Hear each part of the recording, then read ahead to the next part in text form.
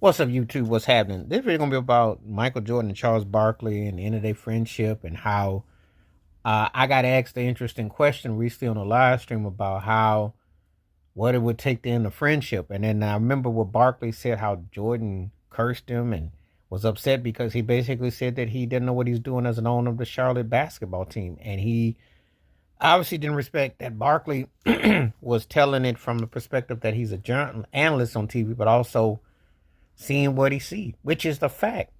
Jordan sucked as an owner of the Charlotte basketball team. But it got me thinking, if you can't be real with your friends, then you really don't love them. That you can't sit there and pucker up and act like something's right when it's not.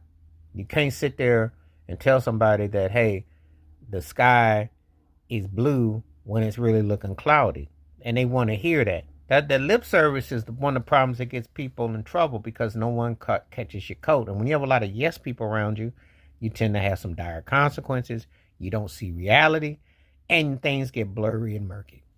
And I thought about that question when I was asked to me about it. I said, because I looked at that so-called friendship where they were inevitable.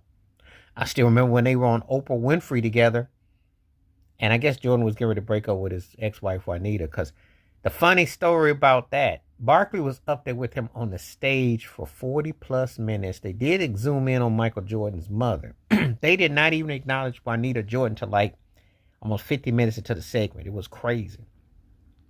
Sometimes when you got a best friend and you really tight with somebody, those sort of things, it's funny how that takes front and center in some strange ways. It do. So it shares a lot. I would say this about Jordan. He was a great basketball player, one of the greatest athletes ever, and product endorsement, etc., all that. But you know he was cold as ice. You know that he was that anger, that angst, that whole thing, the real him.